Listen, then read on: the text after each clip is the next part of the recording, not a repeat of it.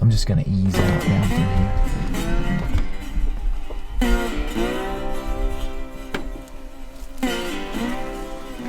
This is our very first morning in Manitoba. We're not hunting. It is season though. I'm kind of getting a layout for where the crops are. He's got oats in a place that used to be alfalfa. But there's about a 7-8 acre patch of alfalfa right here. We're gonna go glass.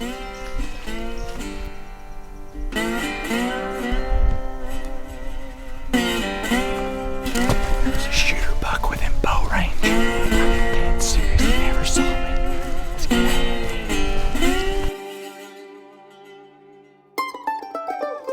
I met Tom and Deb Ainsworth in 2016 when I first whitetail hunted with them. They're longtime outfitters who invite you into their home, to their table, and into their life. This is my 4th year with them, and it's starting to feel more like visiting family than an outfitted hunt. And I've taken 3 big, heavy-horned bucks back across the border with me. Black dirt grows big deer horn. Great to see you. Yes, yes, yes. Fantastic to see you. Yes, Tom is shaving. Okay. So he's getting ready. Yeah. Well, Okay. I don't know if he's getting ready, but he's shaving. Good. We need him to look good for us. So this little window right here, this is where most of the deer hunting and scouting takes place on the Ainsworth Ranch. Right here in this chair. So if you're eating dinner and you're sitting at this chair, this is like the seat of honor. Good to see you, buddy. Great to see you. Great to see you. Did you hear we found a deer already? No. We just drove down to these southern fields. Yeah. And I saw that all those oats were planted, and I saw a little sliver of alfalfa. We just crept down there. And Tom, I went around that corner just kind of creeping, and there was a shooter buck within bow range. When did you kill that deer? Probably 20 to 25 years ago, pretty near. Yeah. That scored over 200 inches, didn't it? 208 inches. 208. Yep. And that's the best deer that's come off this place. Yes. Man, what a deer. It's a real good deer. So Yeah. once I shot that years ago, I don't hunt deer anymore. Yep. This is just as it is. As I use it, it's nothing fancy in this place. Wow. That came off the place? Oh yeah. You just found those laying out there? There's Wow. a lot of this stuff is just, it's just average local stuff that we just pick That up is and a throw in here. giant I deer. keep the better ones here, but the rest are all around. But I mean, that's a Boone and Crockett deer right there. oh yeah, Incredible mass. you could put something like that together. Yeah. But that's a good horn. Wow. It's not much of a horn because it's got old, eh? Put your Yeah. hand around there, you'll see. Yeah. See, when your hand can't go around the base, that's a pretty good animal. Yeah. You just don't see that kind of mass Yeah. many places. It's in the mineral in the ground up here. What's wild is people are so, in the whitetail world, worried about score. Right. That deer is not going to score Right, well, right. but that is an incredible Right, animal. yeah. That mass is what you want, and that mass is what Right. you just can't get everywhere. Right. And that's what I'm after when I'm in Canada. Yeah. I like that I have some history here. Yeah. And that I've come here and I'm Yeah. starting to learn this farm, Yeah. learn what the deer are doing. Tom owns a large tract of ag land surrounded by what these Canadians call bush, which is giant tracts of timber. And this place is a whitetail haven. I've been here before, I know the area, and Tom pretty much lets me do what I want to do, which is exactly why I keep coming back.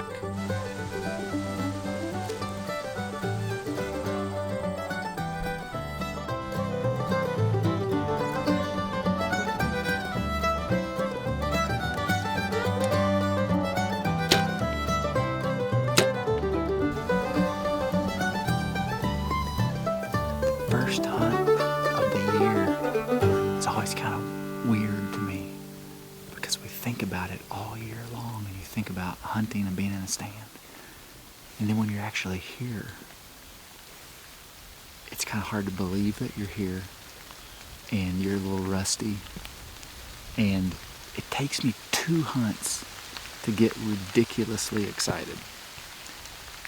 But the level of excitement I'm at right now would peak off the charts of most humans.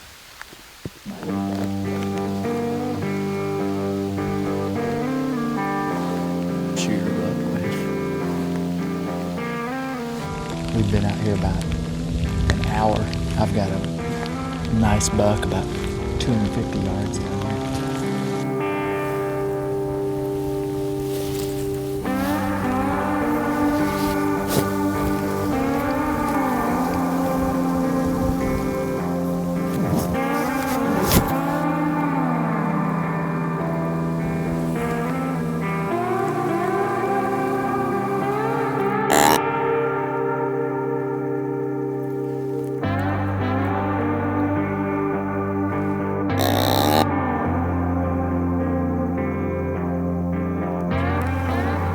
Man, there's gotta be something come out on this end of the field.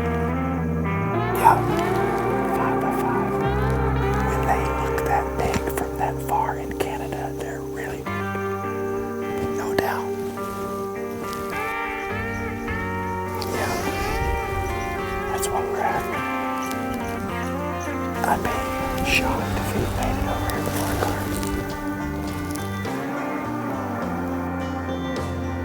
He's walking back in the timber. Right there, where we want to hunt. That's where we're going. It's a pretty productive afternoon. We've got 2 deer within about 50 yards. Saw one big mainframe 10 point 300 yards away. But we know he's here.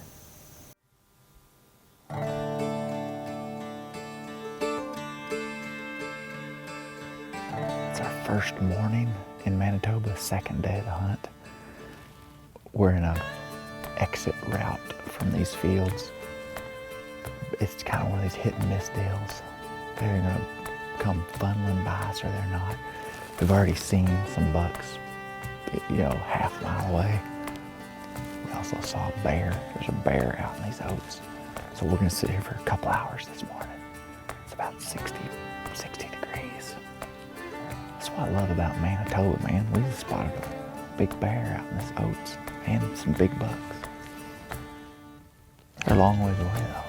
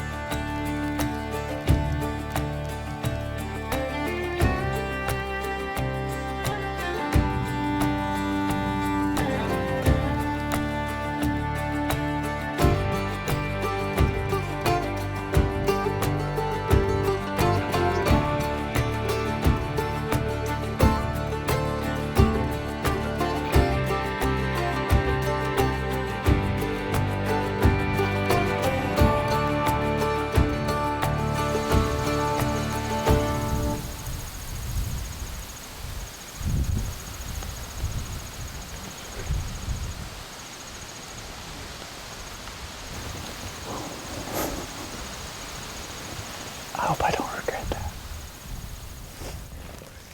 When he got right here, he looked pretty good.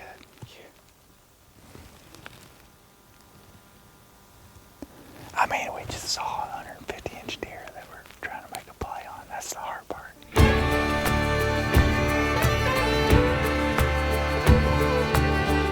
Second morning of the hunt. I'm happy I didn't shoot him.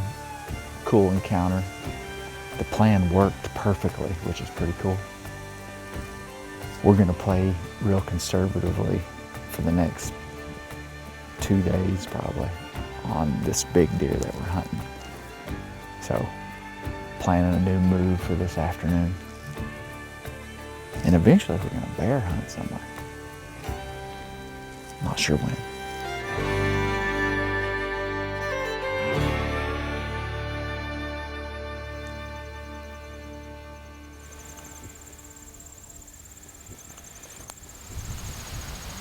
So this box blind is up here on top of this knoll in this alfalfa. We didn't really want to hunt in it. We wanted to hang in a tree. But this is where all those deer were, and we're trying to decide if we can shoot out of it I got Tom's lucky fanny pack. That fanny pack was probably made in the early 90s. The foundation of modern sport bow hunting. We're bringing it back. We'd seen that big deer within bow range of this box blind feeding in the alfalfa the evening before, so we decided to climb in that green box. First deer in the field, 634. Yesterday that doe came out right there too, but there was a buck up here, and she came all the way over here with the buck. Oh, there's a buck.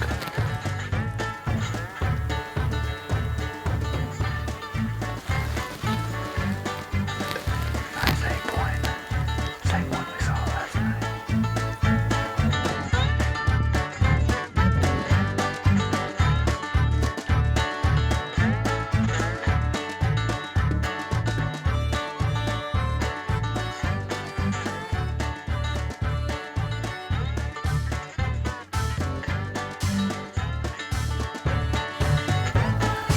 I hadn't seen it come out.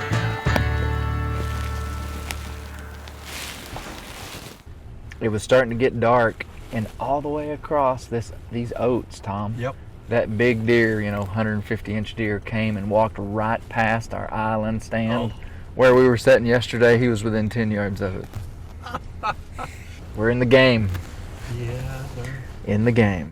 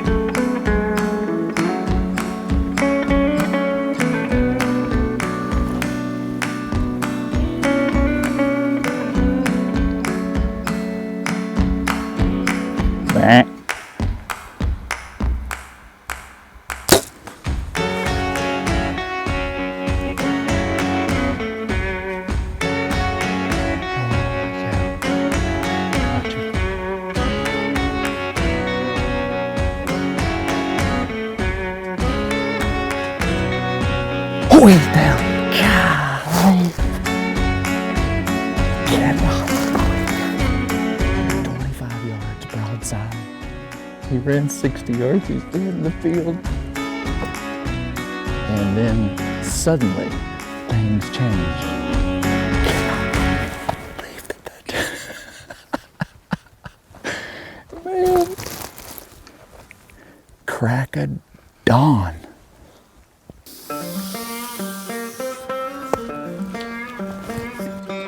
Well, let's go get this deer.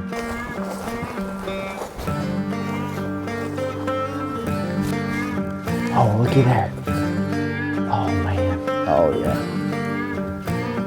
Gotta be a double up. Yeah, it didn't go for it.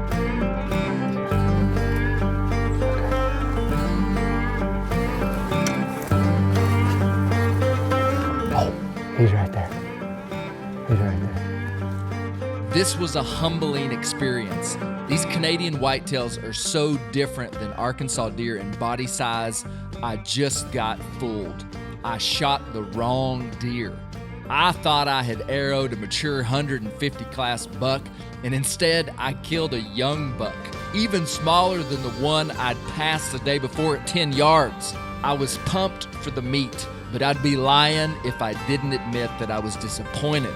Not in the deer's rack, but in the error I made in judgment. You live and learn.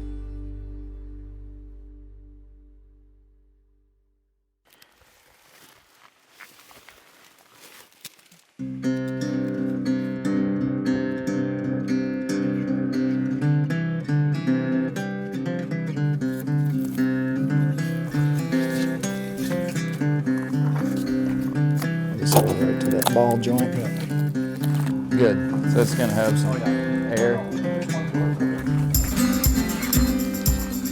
Fried whitetail backstrap is a delicacy all over the place, and Tom's going to show us how they do it in Canada. This is my favorite way of having venison. Just trying to clean it up. There gives you an idea what you need for thickness. So the South isn't the only place where they fry meat. Yeah, we're deep frying this. About an inch of oil. Yeah. So that'll almost pretty much cover the meat, huh? Oh yeah. So this whitetail would be primarily eating alfalfa, oats, Yep. some native browse. You bet. But still, this venison never has any graining like Right. Like See how nice that is? This, lean. you don't get much better. Tom, I hear people say, "Oh, you could bread something and salt it and deep fry it and make anything taste good," as if that's a negative thing with a way to treat meat. I'm like, well, what's the point of meat? It's supposed to taste good. Yeah. Like people are like, "Oh, you could have Yeah. deep fried a Yeah. raccoon and it would taste good." You just take that meat, you start over here, and what you're doing is breaking the sinew. If you were to ask me, Clay, what is your favorite thing to do with whitetail deer meat, I would say fried potatoes and fried backstrap. There you go. I mean, no doubt. Like, Yeah. you can feed that to a king. Yeah, well when you're done here, it's good for a king apple. Start like this.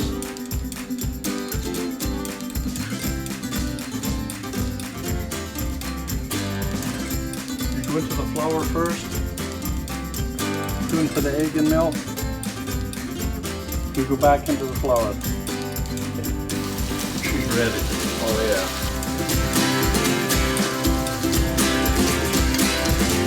We've got a bunch of this we're gonna eat later, but let's try it now. I'll let you have that piece.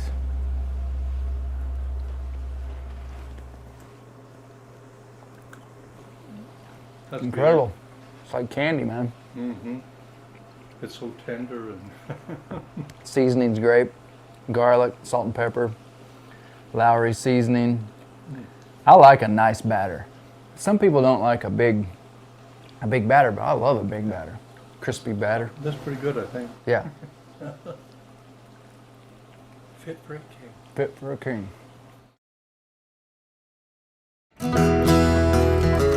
After I killed the buck, I quickly turned my attention to bear. Todd Wolgamuth of Baldy Mountain Outfitters is a friend of mine and an incredible bear outfitter. He had a couple of spots he wanted me to try, and I was after an older age male or nothing at all. We've come into this bear bait and we're going to put up some sticks. We're going to hunt first thing in the morning. We're going to refresh this bait, put out a camera, and just kind of scope out where we want to sit. How can you tell if the size of a bear, if there's a big bear in here? Yeah, a lot of times, like with their paw trails, like when you can see they got a good stride, because Yeah. like a lot of times here too, you'll see like where they keep stepping in the same spots. Right. And when you get a big bear, like when you get a paw trail like about that wide apart, you know you got a good sized bear. When you see a crease on a bear out here, you know he's got the skull. Yeah. We're just gonna stalk this bait. I was essentially mentored as a child by John J. Rambo. Rambo would eat things that would make a billy goat puke, and he was extremely resourceful and industrious. I have set my goal to be like him.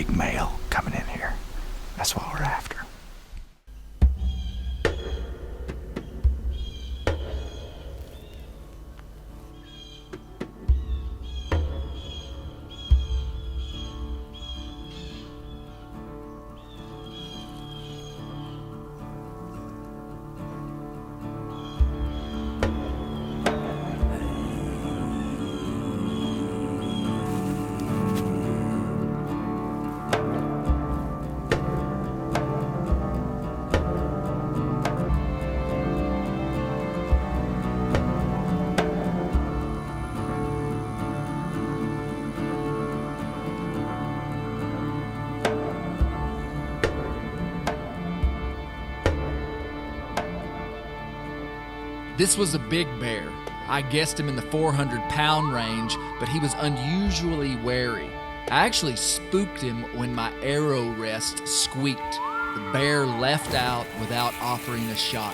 I thought he was mine, but he's still tromping around Manitoba.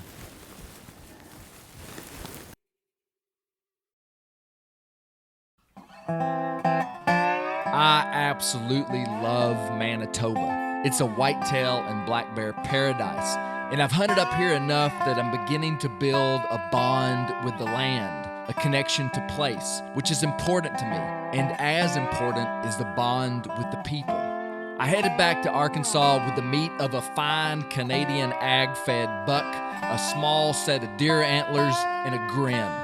I didn't kill the buck or bear I had hoped for, but I got something even more important, a nice dose of humility, which is a welcome friend, especially when served with fried backstrap.